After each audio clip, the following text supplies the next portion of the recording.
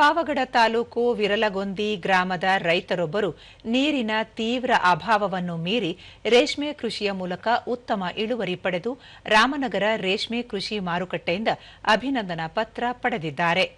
ತಮ್ಮ 5 ಎಕರೆ ಭೂಮಿಯಲ್ಲಿ ಸುಮಾರು 4 ದಶಕಗಳಿಂದ ರೇಷ್ಮೆ ಕೃಷಿ ಮಾಡಿಕೊಂಡು ಬರುತ್ತಿರುವ ಗೋವಿಂದರಾಜು ಸಮಸ್ಯೆಯನ್ನು ಸವಾಲಾಗಿ ಸ್ವೀಕರಿಸಿರುವ ಸಾಧಕ ಕೃಷಿಕ. ಕೊಳವೆ ಬಾವಿಯಿಂದ ನೀರು ಬತ್ತಿ ಹೋಗಿದೆ ಎಂದು ಕೈಕಟ್ಟಿ ಕೂರದೆ ಟ್ಯಾಂಕರ್ ನೀರಿನ ಮೂಲಕ ರೇಷ್ಮೆ ಬೆಳೆದು ಉತ್ತಮ ಧಾರಣೆ ಪಡೆದಿದ್ದಾರೆ.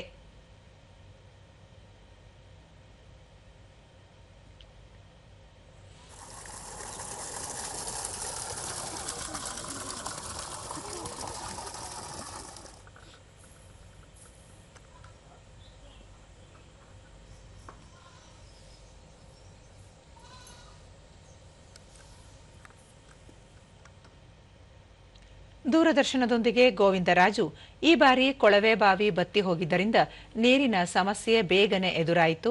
ನಮ್ಮ ಬೆಳೆಗೆ ರೇಷ್ಮೆ ಮಾರುಕಟ್ಟೆಯಲ್ಲಿ ಉತ್ತಮ ಧಾರಣೆ ಹಾಗೂ ಅಭಿನಂದನೆ ದೊರಕಿದೆ.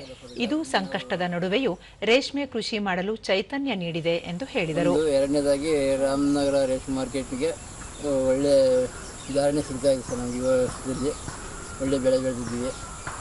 2 ಪ್ರಶಸ್ತಿ ಪತ್ರನೂ ಬಂದಿದೆ ಸರ್ ನಮಗೆ ಈ ವರ್ಷದಲ್ಲಿ. ಹಂಗಾಗ್ಬಿಟ್ಟು ಒಳ್ಳೆ ಬೆಳೆ ಗೊಬ್ಬರ ತೋಟಕ್ಕೆ ಇಲಾಖೆಯಿಂದ ಒಳ್ಳೆ ಸವಲತ್ತು ಕೊಡ್ತಾ ಇದ್ದಾರೆ. ಅವರು ಏನು ತೊಂದರೆ ಇಲ್ಲ. ದೊಡ್ಡ ತಿಮ್ಮಪ್ಪ, ಹಲವು ದಶಕಗಳಿಂದ ರೇಷ್ಮೆ ಕೃಷಿ ನಡೆಸುತ್ತಾ ಬಂದಿದ್ದೇವೆ. ನೀರು ಬತ್ತಿ ಹೋಗಿದೆ ಎಂದು ಈಗ ಬೇರೆ ವೃತ್ತಿ ಮಾಡಲು ತಿಳಿದಿಲ್ಲ. ಹೀಗಾಗಿ ಟ್ಯಾಂಕರ್ ನೀರಿನ ಮೂಲಕ ಕೃಷಿ ಮುಂದುವರೆಸಿದ್ದೇವೆ ಎಂದು ಹೇಳಿದರು. ಈಗ ರೇಷ್ಮೆನ ಬಿಟ್ಟಿಲ್ಲ. ನಾವು ಇವತ್ತರವರೆಗೂ ಟ್ಯಾಂಕರಲ್ಲಾದ್ರೂ ನೀರು ಹೊಡೆಸ್ಕೊಂಡು ನಾವು ರೇಷ್ಮೆನ ಉಪಯೋಗ ಮಾಡ್ತಾ ಇದ್ದೀವಿ. ನಮ್ಮ ರೇಷ್ಮೆ ಇಲಾಖೆಯಿಂದನೂ ಒಳ್ಳೆ ಅನುಕೂಲನೂ ಸಹಾಯ ಮಾಡಿದ್ದಾರೆ. ಇನ್ನೋರ್ವ ರೈತ ಆನಂದ, ಉತ್ತಮ ಧಾರಣೆ ಮತ್ತು ಅಭಿನಂದನೆ ರೇಷ್ಮೆ ಕೃಷಿಯನ್ನು ಮುಂದುವರೆಸಲು ಪ್ರೋತ್ಸಾಹಕವಾಗಿದೆ. ಇಲಾಖೆಯಿಂದಲೂ ಉತ್ತಮ ಸಹಾಯ ಸಹಕಾರ ದೊರೆಯುತ್ತಿದೆ ಎಂದು ಹೇಳಿದರು. ಪ್ರತಿ ತಿಂಗಳು ಮಾರ್ಕೆಟ್ಗೆ ಬರ್ತಾ ಇರ್ತೀವಿ. ಅದೇ ಮಾರ್ಕೆಟ್ಗೆ ಹೋದ್ರೂ ಈ 2026ರಲ್ಲೇ 2 ಪ್ರಶಸ್ತಿ ತಂದಿದ್ದೀವಿ. ನಮಗೆ ರಾಮನಗರದಲ್ಲಿ ಒಳ್ಳೆ ಬೆಲೆ ಸಿಕ್ಕಿದೆ.